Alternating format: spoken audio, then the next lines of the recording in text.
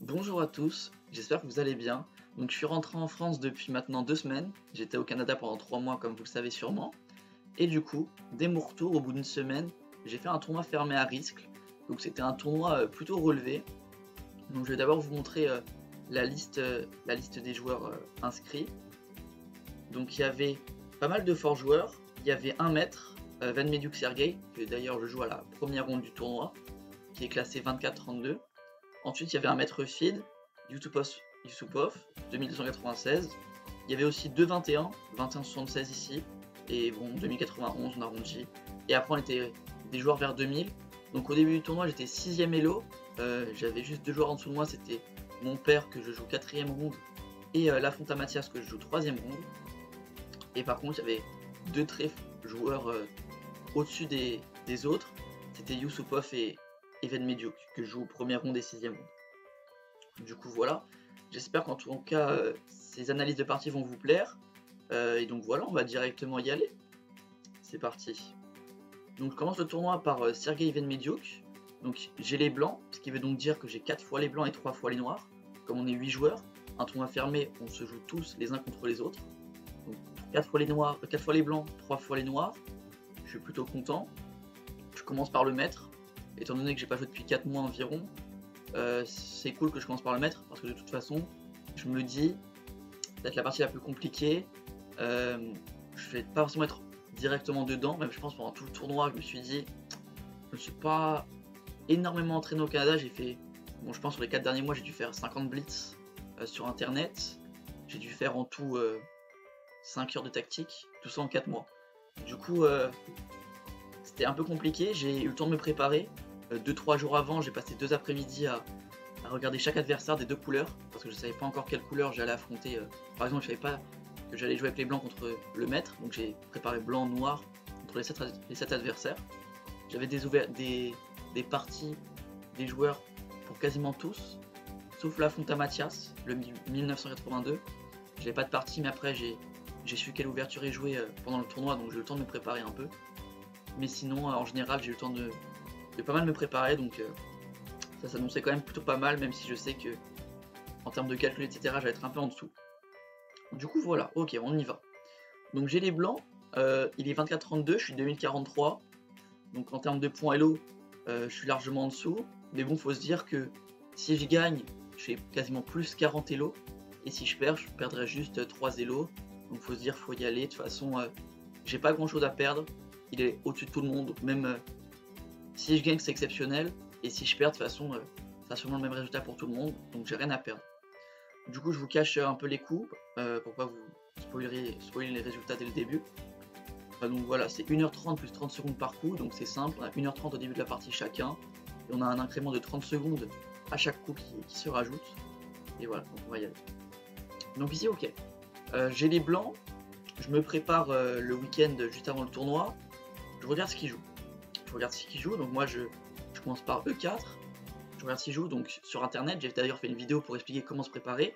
Je tape Van Mediuk Sergei, chess, je trouve qu'il a une page chesscom avec pas mal de parties, une page chess tempo, une page chess base, donc il y avait plus de 500 parties, donc j'avais le temps de trouver mes ouvertures. Donc là je sais qu'il joue C5, ça j'étais préparé, donc moi comme d'habitude je joue cavalier F3. Cavalier F3 avec l'idée de jouer D4 rapidement et prendre le centre. S'il me joue D6 par exemple, ou D4. S'il me joue E6, peut-être que j'opterais plus pour une Kia, avec D3, G3, Fou G2, cavalier D2, petit roc, comme on connaît. Et par contre, s'il me joue cavalier C6, c'est la partie. Là, j'ai hésité. Quand je me suis préparé, je me suis dit, est-ce que je viens lui jouer D4 directement? Donc l'idée, donc, on met le cavalier au centre. Derrière, on viendra jouer avec cavalier C3, avec F3, F3, Fou 3, etc. Lui, c'est un joueur de Taimanov, donc avec E6, A6, Dame C7, cavalier F6, donc ça il connaît. Ou alors, est-ce que je joue une ouverture sûrement qui joue un peu moins? Enfin, on lui joue un peu moins, c'est Fou B5. J'ai essayé de jouer Fou B5, donc si je savais qu'il jouait E6, c'est quoi l'idée de E6? Ici, si je dis pas de bêtises, E6 c'est pas le coup le plus joué, c'est joué, c'est pas le plus joué. Ici, il y a G6 ou D6 qui sont plus joués. Alors, c'est quoi la différence avec E6? Pourquoi E6 ça change des deux autres coups? Si je joue G6 ou D6, enfin surtout si je joue G6, Je suis pas obligé de prendre ce cavalier, parce que ce cavalier-là, de toute façon, je pourrais le prendre quand je veux. Si je joue le cavalier D4, je viendrai lui doubler ses pions. Donc ce cavalier, de toute façon, il peut pas trop bouger. Donc je peux le prendre quand je veux. Alors que si je joue D6 ou E6, le problème, c'est qu'il viendra mettre un fou en D7 ou un cavalier en E7. Et quand j'irai prendre ce cavalier, il reprendra donc soit du fou, soit du cavalier. Et je n'aurai pas doublé ses pions. L'idée de fou B5, la Rossolimo, c'est de venir prendre ici, lui doubler ses pions, et avoir une finale qui est pas plus avantageuse, parce que c'est relativement égal, mais on sait sur quoi on va jouer. On va jouer sur ces deux pions faibles, là peut-être la case C4 qui va se créer, une très bonne case C4 derrière ces deux pions, ou alors même mettre peut-être un cavalier du camp C4, ou il peut aussi arriver des idées avec E5, cavalier C3, cavalier E4, avec une structure avec le pion E6, pour jouer sur les cases faibles. Donc ici il me joue E6, donc bien sûr je prends directement, je vais pas le laisser jouer cavalier E7, imaginons je joue petit roc, il va faire cavalier E7, et quand maintenant je voudrais prendre, il reprendra du cavalier, donc c'est pas le but, ça sert à rien. Du coup, E6 je joue directement fou prend. Donc là on peut se dire est-ce qu'il fait B prend, est-ce qu'il fait D prend. Le problème s'il fait D prend, c'est que derrière il perd un peu son centre. Il pourra plus pousser le pion au centre, ok il prend la colonne, mais ça sert pas à grand chose. Il aura plus le centre et je serai assez content. Donc ici il fait B prend, on prend vers le centre, on vient consolider le futur centre en D5. Ou peut-être juste tranquillement avec D6, ça dépendra de la position. Donc tout ça j'étais encore préparé, ça je savais qu'il jouait ça. Et là je joue D6, non, D3 pardon, Dame 2 c'est après. Donc je joue D3, je suis encore préparé, ça je connais, c'est ce que je joue habituellement tout le temps quasiment. Donc il me joue cavalier E7, ça pareil je savais qu'il jouait ça. Cavalier E7 l'idée c'est de soit jouer D5, soit de venir le mettre en G6, puis ça peut arriver de le mettre en E5 aussi. Et ici je joue Dame 2. Je joue Dame 2, je change mon ouverture. Ça c'est pas ce que je joue habituellement, mais j'ai vu qu'il était assez embêté contre ce coup Dame 2, et que c'est une ouverture qui est pas mal jouée en ce moment, et qui inquiète pas mal les forts Elo. Du coup je joue Dame 2. D'habitude je me développe plus tranquillement à l'aide de petit roc, fou E3, cavalier D2, cavalier C4. L'idée c'est de prendre les cases et jouer très tranquillement. Voilà, c'est pas une ouverture très offensive. Dame 2, ça peut déjà venir l'embêter un peu. Donc moi ici je m'étais préparé contre cavalier G6. Malheureusement il me joue D6. Et là j'ai un peu le seum. Parce que je sais qu'il avait déjà joué cette ouverture là. Et à chaque fois il avait joué cavalier G6. Même dans la base, si je dis pas de bêtises, le coup principal c'est cavalier G6. Bon chargement, il veut pas nous confirmer que cavalier G6 c'est le premier coup. Mais si je dis pas de bêtises, cavalier G6 c'est bien le premier coup. Ici il me joue D6. À la fin de la partie, il m'expliquera qui sait que cavalier G6 c'était la première variante, mais il voulait jouer D6 parce que ces derniers temps, enfin cavalier G6, il me disait que ça lui apportait un peu trop de problèmes, il prenait des risques pour rien, bon c'est bien ce que je voulais dans la partie, ce que j'ai préparé.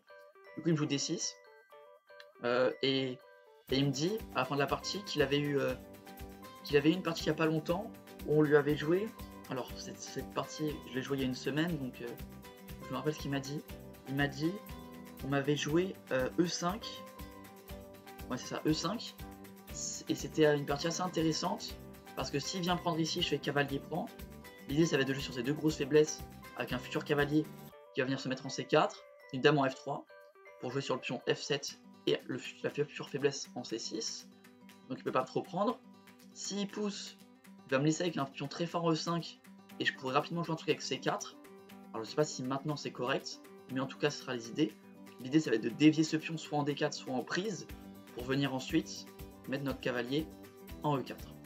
Bien sûr les noirs ne vont pas pousser ce pion, ils vont le laisser ici, et nous on va pouvoir se développer tranquillement, fou F4, cavalier 2, petit roc, et dès qu'il bougera celui-là, cavalier E4. Donc c'est pour ça qu'ici, il avait juste cette position, il m'avait dit, je crois qu'il avait joué, alors je sais plus si c'est cavalier G6 ou cavalier F5, mais il a joué un truc comme ça, ou cavalier D5, j'ai plus la position en tête, mais voilà, il m'avait dit qu'il avait joué une partie comme ça il y a peu de temps, c'est contre Dalo d'Orient, je crois si je dis pas de bêtises, parce qu'après j'étais parti me renseigner un peu. Et du coup là, moi j'ai préparé cavalier G6. Je m'étais dit cavalier G6, directement je viens d'agresser avec H4, qui menace H5, le cavalier qui n'a donc plus de cases, il est obligé de repartir en E7. Donc ici les noirs jouent H5, et là moi je joue E5. Ça c'était la prépa. Parce que maintenant le cavalier il est plus en E7. Il a plus les cases fortes en D5 et en F5, et maintenant moi je l'empêche un peu de se développer. Alors ici le coup des noirs c'est F6. F6, et moi maintenant j'aurais joué Dame 4. Ça c'était la prépa, Dame 4, le cavalier est faible, il joue donc Roi F7. Et maintenant je peux jouer... c'est cavalier D2 je crois. Cavalier D2, ouais, cavalier D2. Les noirs essaient de se développer avec D5. Je fais prise. Il fait donc dame prend. Et je fais cavalier C4. Ça, c'est la prépa. Ça c'est la prépa. On serait rentré sûrement là-dedans. Et donc là, on remarque que les blancs, c'est assez agréable. Il y a des faiblesses. J'ai un léger avantage de développement. Peut-être des pièces mieux placées, parce qu'il a qu'une pièce développée, et on sait pas trop où elle va aller, pas trop avancer.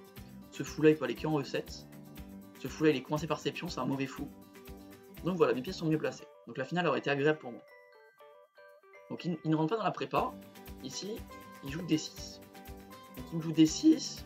Je connais pas, mais je me dis ok, c'est logique. Moi je joue H4 aussi. Et à la fin de la partie, il me sort la réplique. Ton H4 était sympathique. Donc il n'était pas français. Alors je crois qu'il est moldave et il est d'origine roumaine, je crois. Parce que son fils il a le drapeau roumain, donc je pense qu'il doit être roumain aussi. Du coup, il me sort avec un petit accent. Ton H4 est sympathique. C'était assez drôle. Et du coup, en fait, H4 ça l'empêche de jouer cavalier G6. Parce qu'il voulait jouer tête D6 d'abord pour jouer cavalier G6. Et ça l'empêche. Donc ici il a pris 20 minutes à calculer, il savait pas quoi jouer. Ça l'a un peu perturbé. Et il m'a dit que H4 c'était une bonne idée, etc. Après qu'on a analysé. Du coup c'était plutôt pas mal H4. Du coup il me joue E5. Ici pourquoi il me joue pas H5? On se dit ok, il joue H5. Derrière il va jouer cavalier G6 et ça va retransposer. Non, il peut pas jouer H5.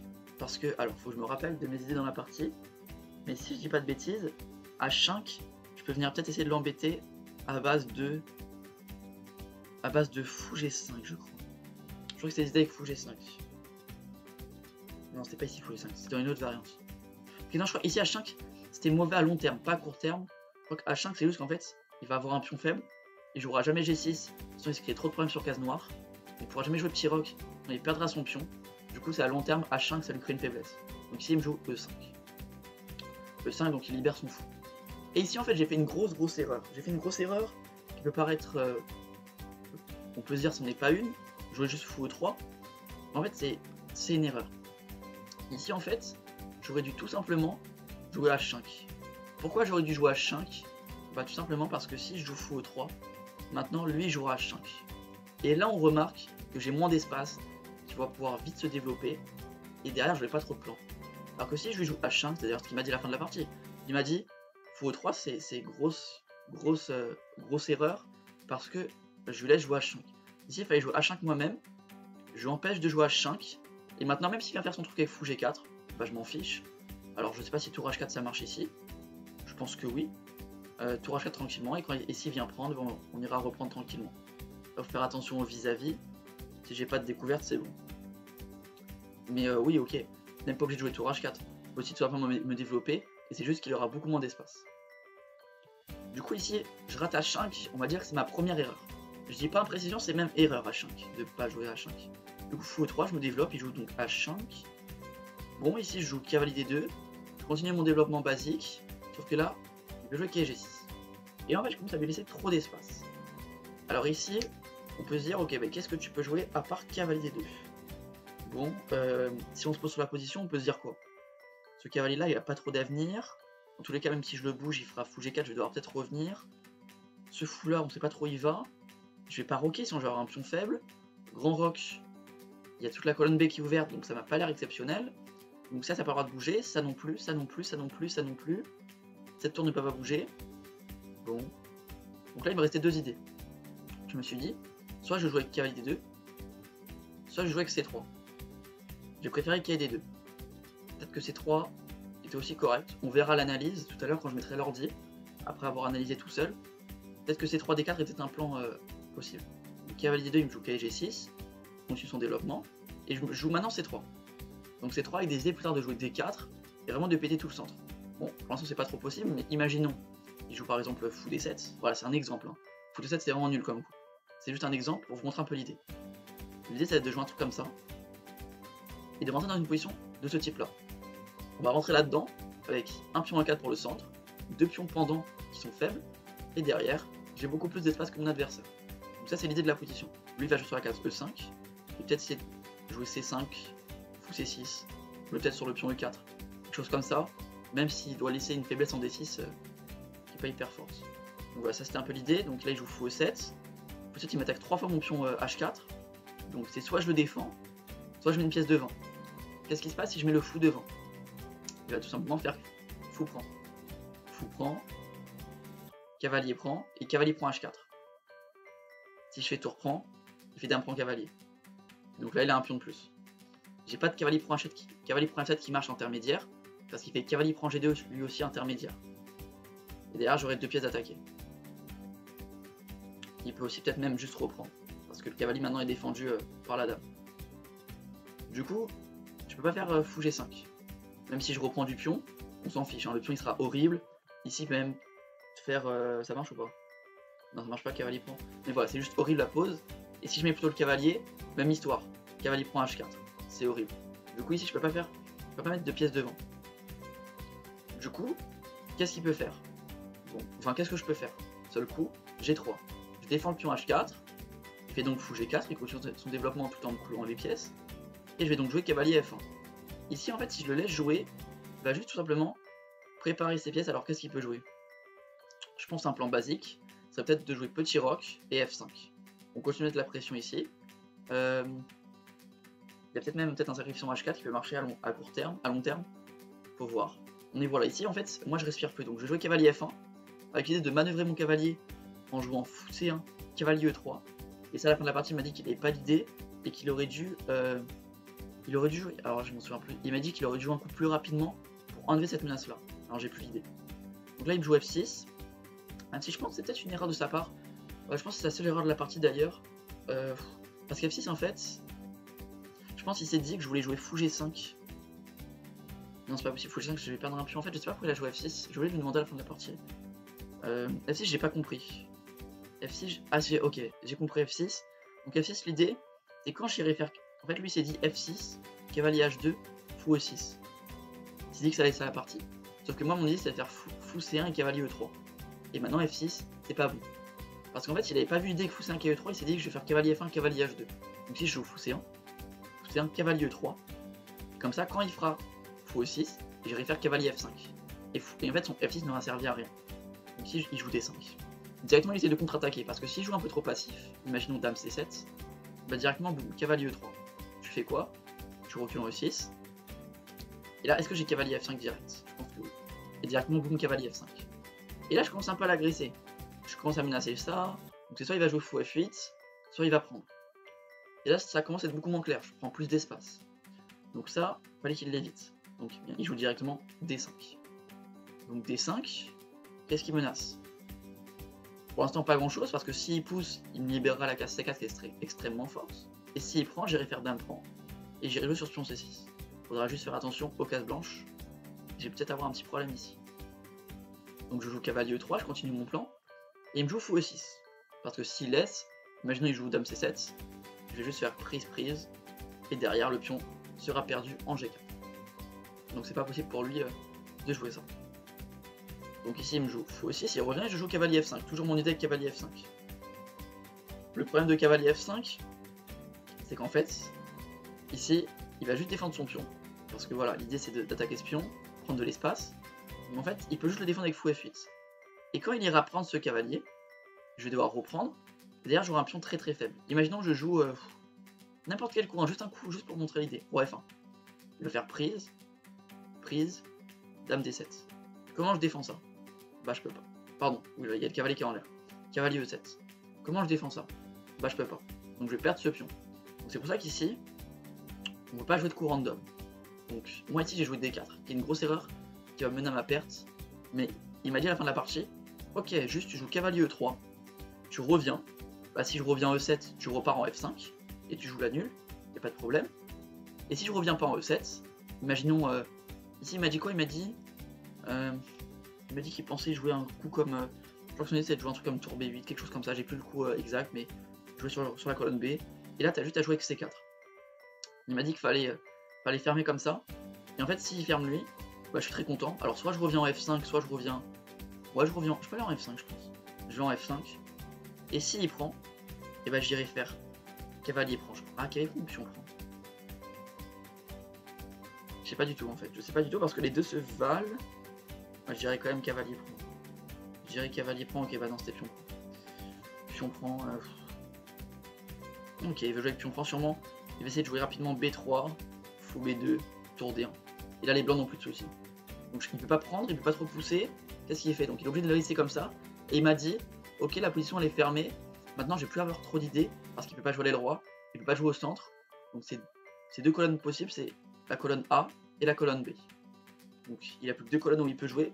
Et moi mon idée ça va être de serrer les fesses et de tenir une nulle.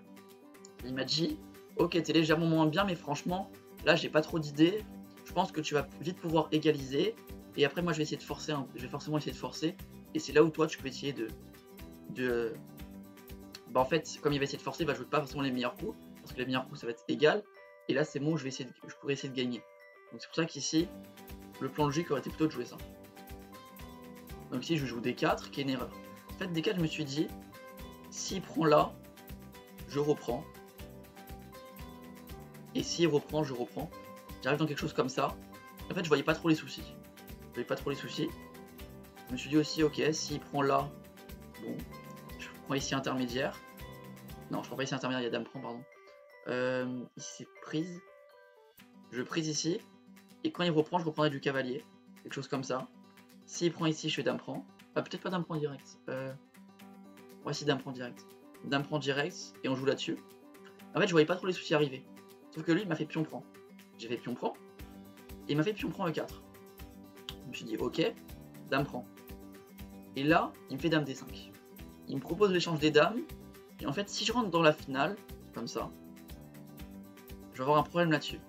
Seul coup possible, ça d'ailleurs à la fin de la partie il m'a dit ok, ici j'ai calculé pour toi dame prend, fou prend, roi E2, E4, cavalier, il m'a dit quoi, cavalier D2, E3, et après j'ai plus la ligne, je crois que c'est C5 ou quelque chose comme ça. Il m'a dit qu'il a calculé un truc comme ça pour moi et qu'il pensait que la finale était gagnante pour lui, donc oui la finale était gagnante pour lui en effet. Du coup dame prend. Ça aurait été mieux de la partie, mais je l'ai pas pris. Et là, j'ai pété les plombs. Là, j'ai vraiment pété les plombs. Bon, je me suis pas encore, je pense, assez entraîné au calcul depuis que je suis revenu. Je fais cavalier prend G7. Alors là, je sais pas ce qui se passe dans ma tête. Je fais cavalier prend G7. Et je me dis, s'il fait fou prend, bah je ferai dame prend. Il fera donc roi F8 pour défendre son fou. Et je pourrais tranquillement... Je me suis dit quoi? Je me suis dit oui. Je peux revenir tranquillement en D3 pour défendre le cavalier. Et s'il fait E4, je ferai dame A3.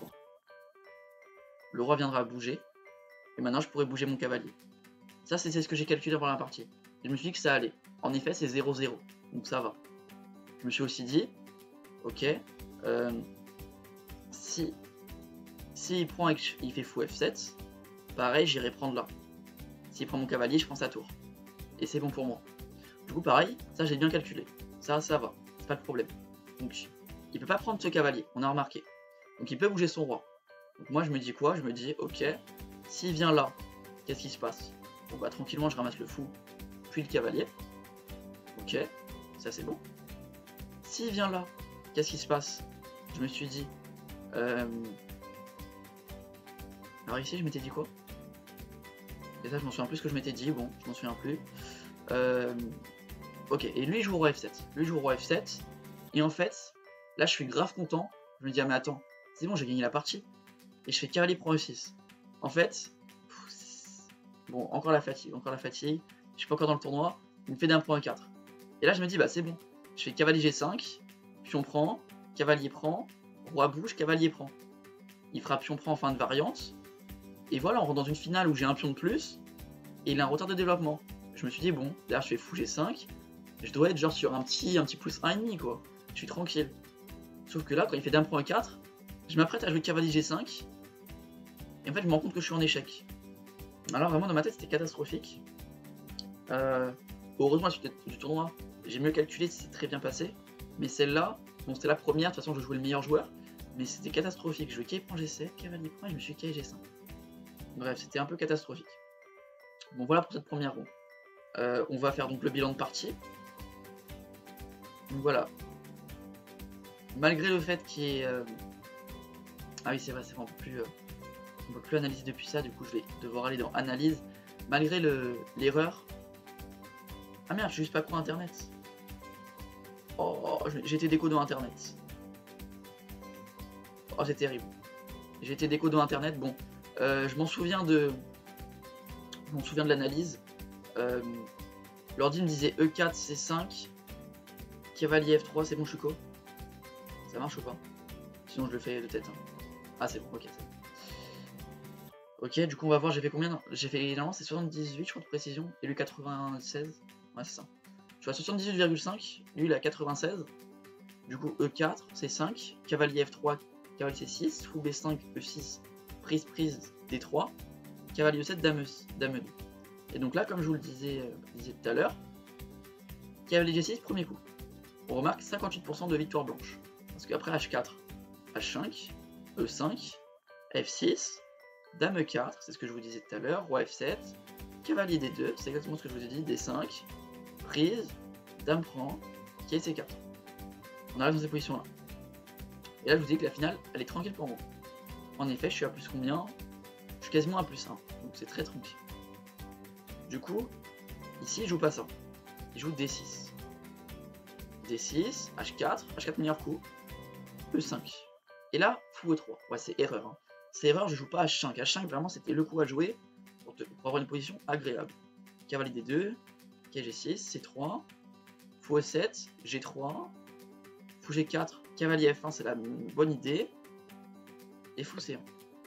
Alors, fou C1, il met imprécision, alors qu'il met ici que c'est le meilleur coup de la position. Bon, il met imprécision, mais c'est un très bon coup. C1, ok. Cavalier E3. Bon, là, j'ai les bonnes idées, j'ai juste raté H5 et cavalier F5. Cavalier F5, c'est erreur, parce qu'en fait, je me crée un pion faible tout seul. On remarque après fou F8, je suis obligé de revenir en E3 parce que sinon, je me crée un pion très faible. Et là, je joue D4. D4, donc là, c'est le coup qui perd la partie, parce que de toute façon, ici, la finale est complètement perdante. Et donc voilà, ici, c'est abandon. C'est abandon. Donc, qu'est-ce qu'on retient dans la partie? On retient le H5 dans l'ouverture. On enlève un maximum d'espace à notre adversaire. On retient quoi d'autre? On retient le cavalier F5, erreur, parce qu'on va se créer un pion faible tout seul. Il a juste à défendre son pion, puis derrière je me crée un pion faible tout seul, comme le cavalier ne peut pas être soutenu. Si je joue cavalier F5, il faut d'abord que je ramène des pièces. Peut-être cavalier 2, cavalier F1, et après j'irai faire cavalier F5, cavalier E3. Ça peut être une idée. Je pense pas que ce soit possible, je pense pas que j'ai le temps. Mais voilà, il faut qu'il soit soutenu si je veux jouer cavalier F5. Sinon, comme il nous l'a dit, on joue juste C4. Et dernière chose à retenir, on pète pas le centre quand il y a autant de diagonales ouvertes. Là, j'ai pas de fou de case blanche, donc il y a trop de problèmes sur les cases blanches. Il y a trop de problèmes sur les cases blanches, donc j'ai pas le droit d'ouvrir la position. Et donc là, je laisse ouvrir, du coup, c'est pas bon. Et donc là, je pète. Donc voilà pour cette première ronde. En tout cas, au niveau de l'organisation, le tournoi de risque, vraiment, il est au top. Je pense que je repartirai le faire l'année prochaine. Je vous conseille vraiment le tournoi. Je vais vous mettre le lien du site de risque en description, plus avec le Facebook de l'organisateur, qui a mis pas mal de photos, de vidéos. En gros, l'idée du tournoi de risque, c'est que chaque jour, on change d'endroit. Donc chaque jour, on joue une partie à un endroit, puis on change. Bien sûr, on ne fait pas toute la France. C'est vraiment à 5-10 km. On a joué dans un château, on a joué dans un je sais pas comment on appelle ça, un domaine où ils produisent du vin. Donc on jouait entre les cuves. L'odeur était un peu forte, mais ça va, c'était cool. On a joué du coup dans le lieu principal, la première et la dernière ronde. Il y avait quand même, on a joué dans leur club, 2 rondes. Mais voilà, on a fait pas mal de changements. On a joué dans une tour à terme. C'était vraiment pas mal l'organisation. Et voilà, en tout cas, j'espère que cette première ronde vous aura plu, même si le niveau de jeu n'était pas encore là. Soyez là pour la prochaine vidéo, parce que vraiment la deuxième ronde, ok, je pense pas que ce soit la plus belle du tournoi, parce que je regarde la dernière ronde en plus belle du tournoi, mais vendredi, celle-là c'est en mercredi, on est mercredi quand vous voyez cette vidéo, vendredi 12 août, vraiment très très belle partie contre, je joue le 2176 avec les noirs, c'était une très belle partie, donc je vous conseille d'aller voir ça. Donc voilà, en tout cas j'espère que la vidéo vous aura plu, si c'est le cas n'hésitez pas à liker, la partager, à commenter, et moi je vous dis à bientôt, ciao.